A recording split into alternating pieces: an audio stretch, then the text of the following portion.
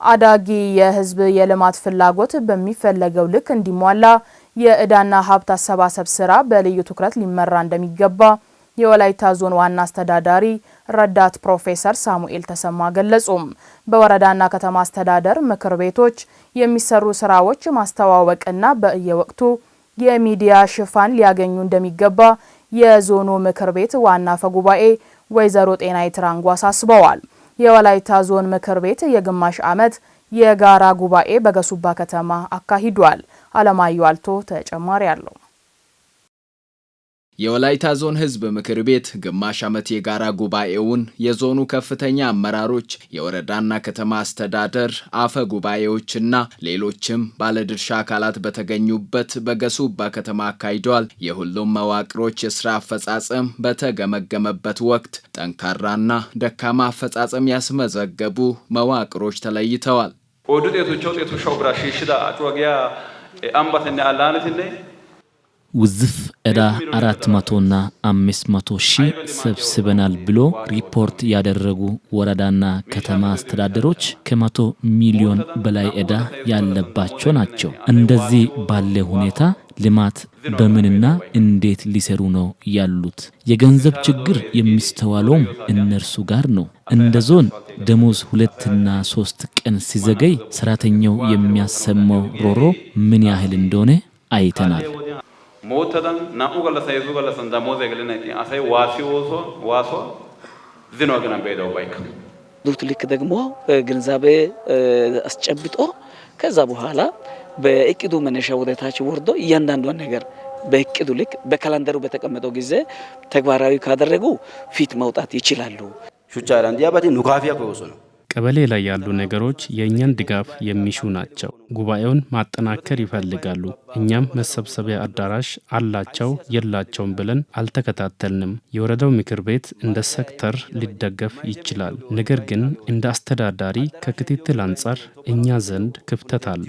አይሲያሰናን ካሊቤና ገነው ፈቃድስ በጋራ ጉባኤው ተገኝተው ውይይቱን የመሩት የወላይታ ዞን ዋና አስተዳዳሪ ረዳት ፕሮፌሰር ሳሙኤል ተሰማ አዳጊ የህዝብ የልማት ፍላጎት በሚፈለገው ልክ እንዲሟላ የዕዳና ሀብት አሰባሰብ ስራ ልዩ ትኩረት እንደሚሻ አንስተዋል። ገበያ ለወይትሽሽኮ ሄጋማላ ሐነና ባግዶ ገሊያ አጫዋኑ ቀነስ ቢኮ ገቢን በተገቢው ሁኔታ መሰብሰብ ከቻለንና አላስፈላጊ ዕዳዎችን እያስቀረን ከሄድን በአካባቢያችን እንደ ንጹህ መጠጥ ውሃ፣ መንገድ እና መብራት ያሉ ህዝብ የሚያነሳቸውን የልማት ፍላጎቶችን ማሟላት ስለምንችል የገቢ አሰባሰብ ስራ ትኩረት ቢሰጠው መልካም ነው። ዱማባ ቀላል ሽሸና ደንደውክሽታ ሲጋን ሎይትዲ ኦቲያኮሎ በአዋጁ መሰረት የሚካሄዱ መሰል የህዝብ የምክክር መድረኮችና የሚሰሩ የልማት ስራዎች የሚዲያ ሽፋን እንዲያገኙና የልማት ስራዎች ለህብረተሰቡ ግልጽ ሊሆኑ እንደሚገባ ተጠቁሟል። ታችኛው ምክር ቤት ላይ ሰፊ የልማት ስራዎች፣ ሰፊ ተግባራት እየተሰሩ ያሉትን እነዚህን ከማስተዋወቅ አንጻር የሚዲያ ሽፋን ከመስጠት አንጻር የሚታዩ ጉድለቶችን ቀርፈን ለቀጣይ ላይ አጠናክረን ስራዎቻችንን እየተሰሩ ያሉ ስራዎችን ከማሳየት አንጻር መሄድ እንዳለብን አብረን በጋራ መክረን ነው የተነሳነው። አይ አሳስ ተወስማድን ስልኬ ከኩሸንደስ ቴሌቪዥን ከሶንደስ በአሁኑ ጊዜ የዲጂታል ሚዲያው ሆነ የቴሌቪዥን አማራጮች አሉት። ጊዜው እየተሻሻለ እየመጣ ነው። ይሄ በሆነበት አንዳንድ የወረዳና ከተማ መዋቅሮች የወላይታ ቴሌቪዥን የሚዲያ ሽፋን እንዲሰጥ ካደረጉ በኋላ ውል የገቡትን ገንዘብ አይከፍሉም። ቲቪውን በመጠቀም ከዚህ የተሻለ ስራዎችን መስራት እንድንችል ዕዳ ያለባቸው መዋቅሮች በአስቸኳይ ይክፈሉ። ቴሌቪዥን ያስኮሽያ አጮይዲዮ ወረዳት ዲኮ እንተ ቃንቲች የቀበሌ ምክር ቤት ጉባኤ ወቅቱን ጠብቆ እንዳይካሄድ ማነቆ የሆነው የመሰብሰቢያ አዳራሽ ችግር እንዲፈታ የወላይታ ዞን አስተዳደር አስፈላጊውን ድጋፍ እንደሚያደርግ ረዳት ፕሮፌሰር ሳሙኤል ተሰማ አክለው ገልጸዋል። ከሂፕ መቶ ግዲዲ ሃኖ ጋከነው ብርሸተና ጋምደባፈ ኢሶይ ከቀበሌ አንስቶ እስከ ዞን ባሉት ምክር ቤቶች ማነቆ ከሆኑ ጉዳዮች ዋነኞቹ የመሰብሰቢያ አዳራሽ፣ መስሪያ ቢሮና መመላለሻን የተመለከቱ ናቸው። እነኚህ የተነሱ ችግሮች እንዲቀረፉ አስፈላጊውን ስራ ሁሉ እንሰራለን። አቅም በፈቀደው ልክም ድጋፍ እናደርጋለን። ወልቃይ ዳንደሎ ከና ማዳና ባህር ዛፍ ከውሃ ገብ ማሳዎች ማስወገድ፣ ጎጂ ልማዳዊ ድርጊቶችን ማስቀረትና መሰል መስኮች ላይ የታዩ አበረታች ስራዎችን አጠናክሮ ለማስቀጠል የጋራ ርብርብ ይሻል። በየአካባቢዎች የሚገኙ መስህብ ስፍራዎች ለሀገር ውስጥና ለውጭ ጎብኚዎች ምቹ እንዲሆኑ በምርምርና በጥናት የታገዘ የማስተዋወቅና ማልማት ስራ እየተሰራ መሆኑን የወላይታ ዞን ምክትል አስተዳዳሪ አቶ ተስፋውን ታዲዮስ ገለጹ። ተፈጥሮና ሰው ሰራሽ የቱሪዝም መዳረሻ ስፍራዎችን ለቱሪዝም አገልግሎት ምቹ በማድረግ አካባቢውን ከማስተዋወቅ ባሻገር የኢኮኖሚ ምንጭ እንደሚያሻሽል የተናገሩት ደግሞ የወላይታ ዞን ቱሪዝም መምሪያ ኃላፊ ወይዘሮ ጸጋ ፋንታ ናቸው። መምሪያው የ2018 በጀት ዓመት ሴክቶሪያል ጉባኤ አካሂዷል። ለተገኝ ሰይፉ ዘገባ። የወላይታ ብሔር ዘመን መለወጫ ጊፋታ በዓል በዓለም አቀፍ የትምህርት ሳይንስና ባህል ድርጅት ዩኔስኮ መዝገብ ላይ በተጻፈበት በዚህ ታሪካዊ በጀት ዓመት የዞኑ ቱሪዝም መምሪያ በቀሩት በሌሎች ታሪካዊና ባህላዊ ቅርሶች ላይ እንዲሁም ተፈጥሮና ሰው ሰራሽ መስህብ ስፍራዎች ላይም በትኩረት እየሰራ ይገኛል። በዞኑ ለሚገኙ መስህብ ስፍራዎች መዳረሻዎችንና ሌሎች አገልግሎት ሰጪ መሰረተ ልማት ስራዎችን በማሟላት የሀገር ውስጥና የውጭ ሀገር ጎብኚዎች ወደ አካባቢ የመሳብ እድል ሰፊ እንደሆነ የወላይታ ዞን ምክትል አስተዳዳሪ አቶ ተስፋውን ታዲዮስ ተናግረዋል።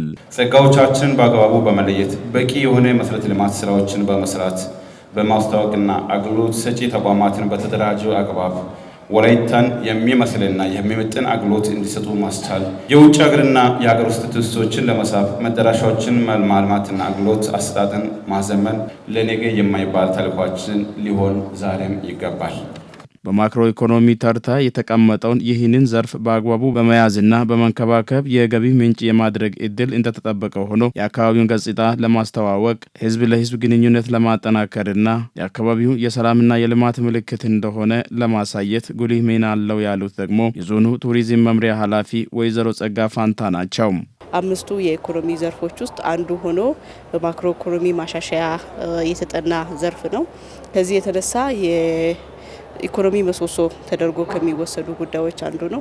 ከኢኮኖሚ ምሰሶዎችን ባሻገር የአካባቢ ገጽታን በማስተዋወቅ ህዝብ ለህዝብ ግንኙነቶችንን በማጠናከር ከዛም ባሻገር የተለያዩ የሰላም ምልክትም ሆኖ ጎብኚዎች ሰላም በሆነበት አካባቢ ገብቶ የሚጎበኙ ስለሆነ የሰላም ምልክት ሆኖ የሚያገለግል ስለሆነ ይህንን የቱሪዝም ዘርፍ እጅግ በማጠናከር እግዚአብሔር ባርኮን ዞናችን በጣም ብዙ ጸጋዎች አሉ። ተፈጥሯዊ ያሉን ሰው ሰራሾች አሉ፣ በቅርስ ደረጃ የተመዘገቡ አሉ፣ ከ100 በላይ የሆኑ የቱሪስት መስህቦች አሉና እነኚህን መስህቦችን በሙሉ በተደራጀ አግባብ ለህዝብ ለማቅረብ እየሰራን ያለንበት ነውና ይሄንን ለማጠናከርና ከዚህም ባሻገር ዋና በ2018 በዞን በራስ አቅም የሚለማ ቱሪስት መስህብ አለ። ኃላፊዋ አክለውም ጎብኚዎች ወደ መስህብ ስፍራዎች ሳይቸገሩ እንዲመጡና ባሉበት ሆኖ እንዲያውቁ የመምሪያውን ድረገጽ የማበልጸግና የማስተዋወቅ ስራ መጀመሩን አብስረዋል። ጎብኚዎች ወደ ዞናችን ሲመጡ ካሉበት ቦታ ተነስተው ሲንቀሳቀሱ ከሶዶ ማዕከል እያንዳንዱ የቱሪስት መስህብ የት ነው ያለው፣ በምን ያህል ርቀት ላይ ነው ያለው፣ መዳረሻዎችስ ምንድናቸው፣ ማረፊያዎችስ የት ናቸው፣ እነኚህ መስህቦች ተፈጥሯዊ ናቸው፣ ሰው ሰራሽ ናቸው፣ የተለያዩ የአርኪኦሎጂስት ጥናት የሚያስፈልጋቸው ናቸው የሚለውንም በግልጽ ለማወቅ ዌብሳይት አልምተን ይሄ ዌብሳይት ዛሬ የተመረቀበት አግባብ አለ። መምሪያው እያስመዘገበ ያለው የዘርፉ ውጤት ለቀሪ ስራዎች አበረታች እንደሆነ የገለጹት የታችኛው መዋቅሮች የስራ ኃላፊዎች በስራቸው ያሉ መስህብ ስፍራዎችን እያለሙና እያስዋቡ እንደሆነ ተናግረዋል። ቱሪዝም ላይ ብዙ ጊዜ ምንድነው ፈረንጆች ቤታቸው ቁጭ ብሎ ወላይታ ሶዶ ለማምጣት እዛ አካባቢ ምንድነው ያለው፣ ሆስፒታሊቲ ምንድነው፣ ሆቴል ኢንዱስትሪ፣ ሎጆች፣ ሞቴሎች፣ ሬስቶራንቶች ናቹራሊ ቢዩቲ የሆኑና ሂስቶሪካል ሄሪቴጅ ምን አለ የሚለውን ጎግል ያደርጉታል። እዚህ ላይ ደግሞ ማግኘት የሚችሉት ይሄ ፔጅ ላይ የተለጠፉ ነገር ነው ዓለም የሚያነባው ይታወቃልና ሂስቶሪካሊ ሰዎች ራሳቸውን ቀድሞ ካስመዘገቡ ይሄን አጀንዳ አምጥቶ ለማስጣል በጣም ብዙ ሴንቸሪ ብዙ ዲኬድ ነው የሚፈልገውና ቱሪዝም ዲፓርትመንቱ በዚህ ላይ ያመጣው ዲፓርቸር በጣም ይሁንታ የሚያገኝ ነው።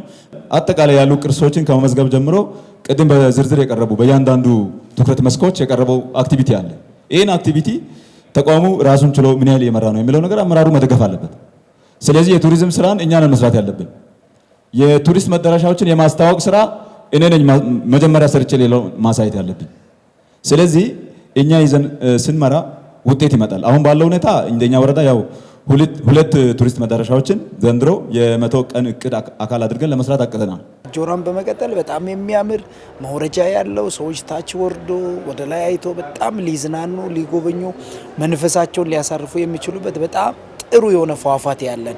ስለዚህ እነኚህ ሁለቱን ኒውዮርክንና ፏፏቴን ባለው ላይ ጨምረን እየሰራን እንገኛለን። በወላይታ ሶዶ ዩኒቨርሲቲ አማካኝነት በቀረበው ሰነድና ምስላዊ ገለጻ መሰረት የአጆራ መምትያ ፏፏቴዎችን የማልማትና የማስዋብ ስራ እቅድ የተያዘ ሲሆን መዋቅሮችን በራሳቸው አቅም ከዞኑ ጋር በመተባበር የመንገድ ዝርጋታና መሰል ልማት ስራዎችን እንዲጀምሩ ተደርጓል ተብሏል። ቱሪስቶች ወይም ይህን ቦታ የሚጎበኙ ለሰርግ፣ ለድግስ፣ ለልደት፣ ለተለያዩ ፕሮግራሞች እዛ መንፈሳዊም ባህላዊም ፕሮግራሞች ሲደረጉ እዛ ለመግባት ከአረካ ቀጥታ ለሚመጣ ተጓዦች መንገድ ችግር አለ። እሱን መንገድ እኛ እንደ ከተማ የምንችለውን በራሳችን አቅም ደግሞ የዞንና የክልል ድጋፍ የሚያስፈልጉትን ደግሞ ዞኑና ክልሉ እንዲያደርግ የሚለውን ይዘናል። እኛ ጋር ያለው ሪሶርስ የኛም የዳሞት ወይዴም ነው። አሁን ከዞን መምሪያ ጋር ተመካክረን ሁለቱ መዋቅሮች አንድ ላይ በመናበብ በመተባበር አካባቢውን እንደገና የማልማት ሌላ ያልተነኩ ሳይቶች አሉ። ፍልሆ አለን፣ መንገድ የለውም። የተለያዩ መሰረተ ልማቶች የሚጎሉ አሉ። ባህላዊ ሳይቶች አሉ። ማህበረሰቦች በተለያየ ጊዜ የሚያከብሩት በዓላት አሉን። ከጊፋታም በተጨማሪ ያሉትን ብናሳውቅ ወላይታን ካሁን ካለበት ከፍ አድርገን ማሳወቅ እንችላለን። ለማህበረሰቡ ጥራት ያለው የጤና አገልግሎት ተደራሽ ለማድረግና ፍትሃዊ የጤና ስርዓት ለመዘርጋት እየተሰራ መሆኑን የደቡብ ኢትዮጵያ ክልል ጤና ቢሮ ኃላፊ አቶ እንዳሻው ሽብሩ ገለጹም። በጤና ተቋማት የሚሰጥ አገልግሎት የዘመነና በቴክኖሎጂ የተደገፈ አሰራር እየተዘረጋ እንደሚገኝ የገለጹት ደግሞ በጤና ሚኒስቴር የጤና ጥናትና ኢኖቬሽን መሪ ስራ አስፈጻሚ ዶክተር አባስ ሐሰን ናቸው። የክልሉ ጤና ቢሮ የጤና አጠባበቅ የአገልግሎት ጥራትና ኢኖቬሽን ስራዎች ዙሪያ በአርባ ምንጭ ከተማ መክሯል። ሰናይት አብርሃም ትንታኔ አላት። ጤና ቢሮ ከጤና ሚኒስቴርና ከተለያዩ አጋር ድርጅቶች ጋር በመተባበር ያዘጋጀው የጤና አጠባበቅና የአገልግሎት አሰጣጥ ጥራት እንዲሁም የኢኖቬሽን ስርዓትን ማጠናከር በዘርፉ ለማስመዝገብ የታሰበውን ውጤት ለማምጣት ትልቁን ድርሻ ይጫወታል ተብሏል። ለማህበረሰቡ ጥራት ያለው የጤና አገልግሎት በሁሉም ጤና ጣቢያዎች ተደራሽ ለማድረግና ፍትሃዊ የጤና ስርዓትን ለመዘርጋት ትኩረት ተደርጎ እየተሰራ መሆኑን የደቡብ ኢትዮጵያ ክልል ጤና ቢሮ ኃላፊ አቶ እንዳሻው ሽብሩ ተናግረዋል። ጥራት ያለው የጤና አገልግሎት አማራጭ የሚሰጠው ጉዳይ ስላልሆነ የምንችለውን ሁሉ በማድረግ ጥራት ያለው አገልግሎት በሁሉም የጤና ተቋማት ተደራሽ ለማድረግ መስራት ይጠበቅብናል። ለፍትሃዊነት ቅድሚያ የሚል አቀራረብን በመከተል ሁሉም የህብረተሰብ ክፍልን ያካተተ የጤና ስርዓት ለመዘርጋት በትጋትና በቁርጠኝነት እየሰራን እንገኛለን። በሩቅ አካባቢዎች በሚገኙ የጤና ኬላዎች የሚገለግሉትን ማህበረሰብ ትኩረት እንሰጣለን። ከስራ ዝርዝር ማረጋገጫ ወይም ቼክሊስት ባለፈ የኢንፌክሽን መከላከልና የታካሚን ክብር እንደ መሰረታዊ መብት የሚያስቀድም የደህንነት ባህል ማዳበር የቻልን ትውልድ እንገነባለን፣ እንሰራለን። በየጤና ተቋማት የሚሰጡ አገልግሎቶች የዘመኑና ተገልጋዮች ተገቢውን እንክብካቤ አግኝተው እንዲመለሱ በቴክኖሎጂ የተደገፈ አሰራር እየተዘረጋ እንደሚገኝ በጤና ሚኒስቴር የጤና ጥራትና ኢኖቬሽን መሪ ስራ አስፈጻሚ ዶክተር አባስ ሐሰን ገልጸዋል። በርካታ ተቋማቶች ዲጂታይዝ እንዲያደርጉ በማድረግ ረገድ ያው ጤና ሚኒስቴር በየደረጃው በርካታ ስራዎች ይሰራል። እንደዚሁም የኢሲኤችአይኤስንም በማስፋት በማጠናከር ብዙ ስራዎች እየሰራ ነው ያለው። እነዚህን እንግዲህ አሁን ደግሞ ኢመርጅ እያደረጉ ያሉ እንደ የሰው ሰራሽ አስተውሎት ወይም አርቲፊሻል ኢንተሊጀንስ እንደዚህ ሌሎችንም ቴክኖሎጂ አቅሞችን በመጠቀም እንግዲህ አሁን ያለውን የጤና አገልግሎት ማዘመን፣ ጥራቱን ማረጋገጥ፣ ተገልጋይ ተኮር እንዲሆን ማድረግ ያው ብዙ ስራ መስራት የምንችልበት ምቹ ሁኔታ ተፈጥሯል የሚለው መውሰድ ይቻላል። ተገልጋዩን መሰረት ያደረገ የአገልግሎት አሰጣጥ መዘርጋት ጥራት ያለው አገልግሎት ለመስጠት ጉልህ ሚና ያለው ሲሆን በዘርፉ አዳዲስ ግኝቶችን ማዕከል እንደሚያስፈልግና በየጤና ተቋማት ያለውን የሰው ኃይል በአግባቡ በመጠቀም ተደራሽነት ላይ ሊሰራ እንደሚገባ ኤሲኤስ የተባለ ግብረሰናይ ድርጅት ኃላፊ ዶክተር ብርሃነ ፀሐይ ተክለወልድ አሳስበዋል። 20-30 ስፔሻሊስቶች ሰብ ስፔሻሊስቶች ያሉበት ተቋም 40-50 ሚድዋይፎች ያሉበት ተቋም 100-200 ነርሶች ያሉበት ተቋም ባለፉት 20-30 ዓመታት በስፋት ተሰርቷል። ይሄ ደግሞ ተደራሽነት ላይ አብሮ ካልተሰራ እነዚህ ሐኪሞች፣ እነዚህ ሚድዋይፎች፣ እነዚህ ነርሶች ካሉበት ቦታ ወደ አቅራቢያ ወዳሉ ሌሎች ተቋማት በመውረድ መስራት ይችላሉ ወይ የሚል አጀንዳ ነው ይዘን የተነሳ ነው። ይሄን አጀንዳኛ ኮፕ ሞድ ብለን የጀመርነው COP MOD ኮንቴን ፔሸንትስ ሙቭ ዶክተርስ ብለን ነበር የጀመርነው። ዲጂታል የጤና አገልግሎትን በማጠናከር ቀልጣፋ ስርዓትን ለመዘርጋትና ጥራትን በጠበቀ መልኩ አገልግሎት መስጠት ባህል ሊሆን እንደሚገባ ተገልጿል። እንግዲህ እስካሁን ድረስ ያው እኛ የምንሰጣቸው የጤና አገልግሎቶች ጥራታቸውን፣ ደህንነታቸውን እያረጋገጥን ያለው እኛው ነን። ከዚህ በኋላ ደግሞ በሶስተኛ ወገን ይህንን የሚረጋገጥበት ስርዓት ያው እየዘረጋን ነው ያለ ነው። ኦልሞስት ብዙዎቻችሁ ተሳትፋችሁበታል። ስለዚህ ሁሉም ተቋማቶች ቅድመ ዝግጅት በማድረግ ሁሉም ተቋማቶች በዚህ አልፈው አገልግሎቶቻችን በተቻለ መጠን በአገር አቀፍ ደረጃም እንደዚህ በዓለም አቀፍ ደረጃም ተወዳዳሪ እንዲሆኑ ያው ሁላችንም እንግዲህ በቁርጠኝነት መስራት አለብን። የምንሰጣቸው አገልግሎቶች ፈጠራ የታገዘበት ከሆነ የማህበረሰቡን ችግር ይፈታል የሚል እሳቤ ይዘን ነው ውይይት እያደረግን ያለ ነው። በዋናነት ደግሞ ሌላው ጥራትን ስናስብ በውስጡ ተደራሽነትን እናስባለን። እንግዲህ ሰፊ የሆነ ማህበረሰብ አለን እንደ ሀገር። እንደ ክልላችንም ስንመጣ ከ9 ሚሊዮን የሚልቅ ሰው አለ። በዚህ መሃል ደግሞ ከህፃናት ጀምሮ እስከ ትልቅ ሰዎች አሉ። ጤናም ያለው አለ። በተለያየ ምክንያት ደግሞ የጤና ሁኔታ የተጓደለ ህመም ያለበት ሰው አለ ማለት ነው። ለነዚህ ሁሉ አገልግሎት እንዴት ነው የሚያስፈልገው፣ እነዚህ ሰዎች ሁሉ የት ነው ያሉት የሚለውን በደንብ እያየ ለሁሉም ማህበረሰብ ተደራሽ የሆነ በባለሙያም ልንል እንችላለን፣ በጤና ተቋምም ልንል እንችላለን። የጉባኤ ተሳታፊዎች አገልግሎት አሰጣጥ በማዘመን ጥራት ያለው የጤና ስርዓት ለማስቀጠል ተዘጋጅተዋል። የጤና አገልግሎት ለህብረተሰቡ ተደራሽ ከማድረግ አንጻር፣ የሰለጠነ ሰው ኃይል ከማቅረብ አንጻር፣ ለዛ ደግሞ የሚያስፈልጉ አጠቃላይ የግብዓትን ከማቅረብ አንጻር የተገኙ ስኬቶችን ወደ ሁሉም አካባቢ ለማስፋት ያለመ መድረክም ስለሆነ ከዚህ ብዙ ትምህርት ይወሰንበታል። ይሄን ደግሞ ወደ እኛ ራሳችን ተጨባጭ ወደ ዞናችንም አካባቢ ወስደን ይሄን ለማስፋት መልካም እድል ነበር ይወስዳል። እነኚህ እንግዲህ በዲላ ሆስፒታልም በዲላ ጤና ጣቢያም በተመሳሳይ በይርጋ ጨፌም ቡሌም ገደብም ሆስፒታሎች በየጤና ጣቢያውም አሁን ላይ የፕሮጀክት ቀረጻዎች የተሰሩ ያሉበት ሂደት አለና ያን ሜንቴን ማድረግና አክሰለሬት ማድረግ ይጠበቅብናል። በስፋት ሄደን ሁሉም አካባቢ ላይ ጥራት ያለው አገልግሎት እንዲያገኙ ምን ላይ ነው ጉድለት ያለው የሚለውን እዛ ላይ መሄድ ይጠበቅብናል እንደኛ። የሴቶችን የቁጠባ ባህል በማጠናከር ኢኮኖሚያዊ አቅማቸው እንዲጎለብትና ማህበራዊ ተሳትፎ እንዲያድግ እየተሰራ መሆኑን የወላይታ ሶዶ ከተማ ሴቶችና ማህበራዊ ጉዳይ መምሪያ አስታወቀም። የቅድመ ልጅነት ጊዜ ለቀጣይ የልጆች ህይወት ወሳኝ ወቅት በመሆኑ ከተወለዱ እስከ 6 ዓመት ላሉ ህፃናት ህብረተሰቡ እንክብካቤ ሊያደርግላቸው እንደሚገባ መምሪያው አመላክቷል። መምሪያው በህፃናት እድገትና ደህንነት ዙሪያ የምክክርና የ6 ወራት እቅድ ክንውን ግምገማ ባለድርሻ አካላት በተገኙበት አካሂዷል። ዝርዝሩ የመስከረም ጌታቸው ነው።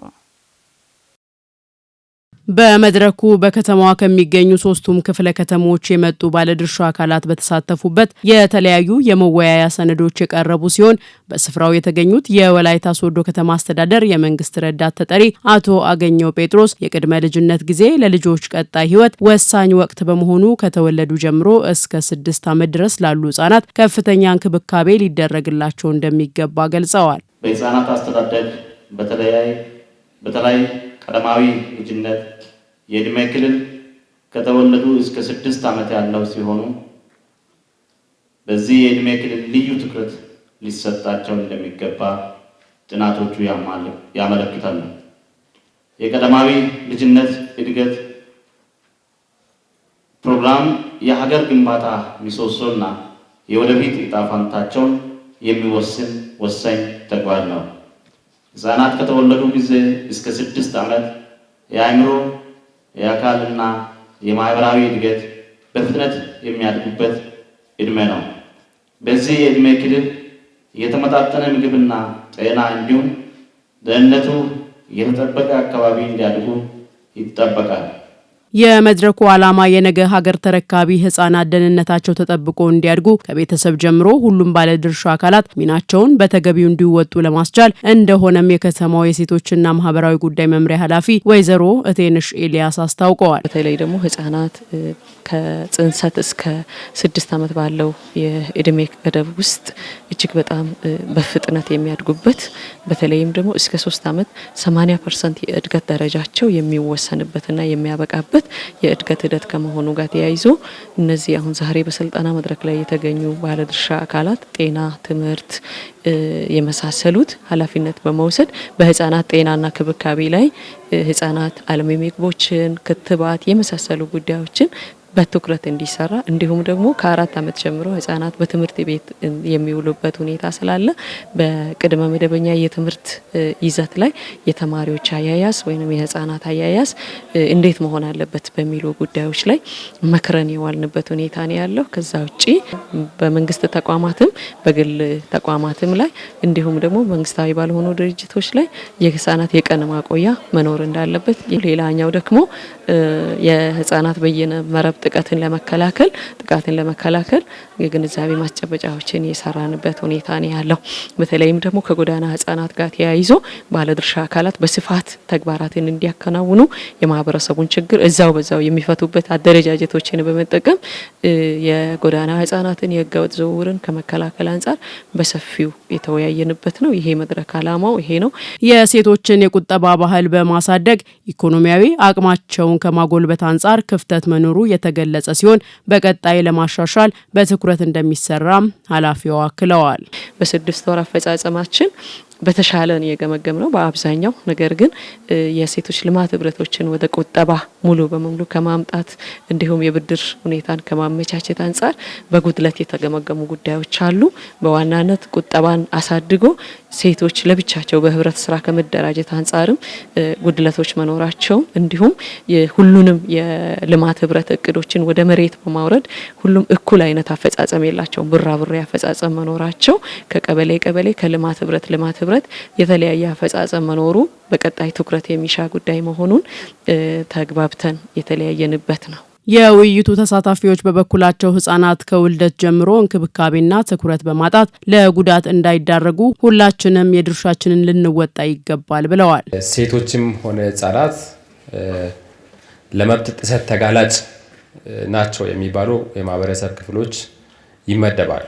በሴትነታቸው ምክንያት በተለያየ ጊዜ ለመብት ጥሰት ይጋለጣሉ።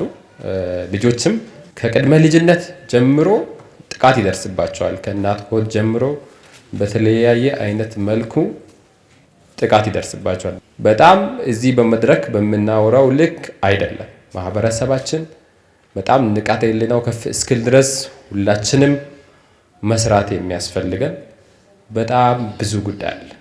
በቅንጅት የሚሰሩ ስራዎች አሉ። ጤና ምን ይሰራል? 18 ፓኬጆችን እታች ባለው አደረጃጀት በትክክል ይሰራል። ይህን ሲያደርግ ትምህርት ያስተምራል።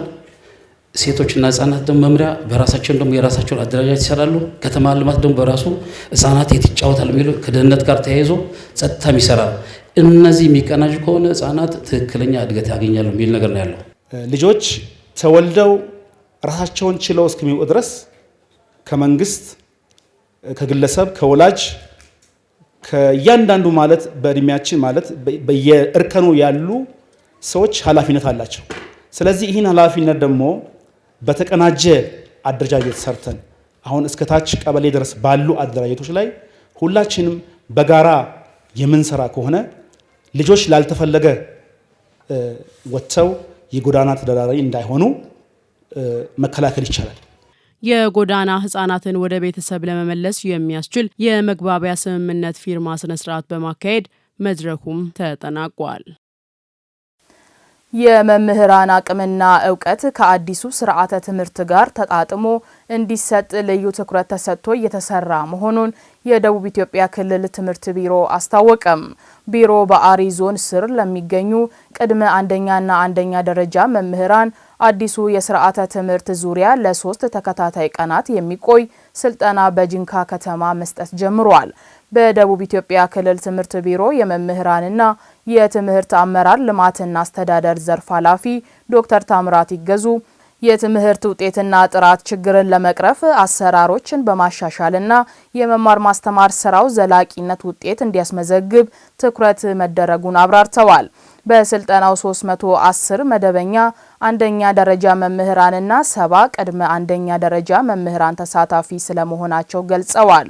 ሰልጣኞች በሚኖራቸው የስልጠና ቀናት ተጨማሪ ዕውቀት ለመጨበጥ ስልጠናውን በአግባቡ እንደሚከታተሉ የገለጹ ሲሆን ስልጠናው በቡድን ተከፋፍሎ እየተሰጠ ይገኛል።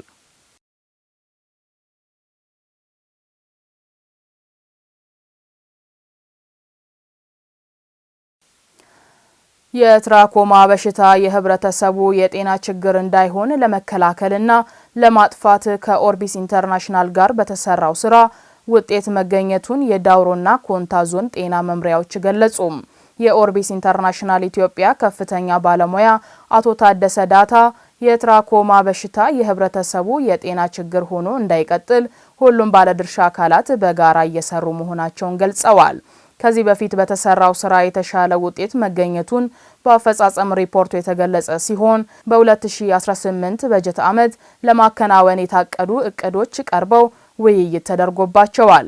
በሽታን ለመከላከል ንጽህናን መጠበቅ፣ የዝንብ መራቢያ የሆኑ የቆሻሻ ቦታዎችን ማስወገድና የአይን ፎጣዎችን በጋራ አለመጠቀም ወሳኝ መሆናቸውን አንስተዋል። አክለውም በማህበረሰብ አቀፍ ደረጃ የሚሰጡ የመድኃኒት እደላ ዘመቻዎችን መጠቀም የበሽታውን ስርጭት በእጅጉ መቀነስ መቻሉን ጠቁመዋል። በተለይ የአይን ቆብ ሽፋሽፍት አይንን በመሸፈን የሚያስከትለውን የጤና ችግር፣ የአይን ማንባ ችግር ያለባቸው ሰዎች ከአካባቢው በመለየትና ሕክምና በመስጠት ተግባራት ላይ ባለድርሻ አካላት ሊረባረቡ እንደሚገባ ተጠቁመዋል። ዘገባው የደቡብ ሬዲዮና ቴሌቪዥን ድርጅት ነው።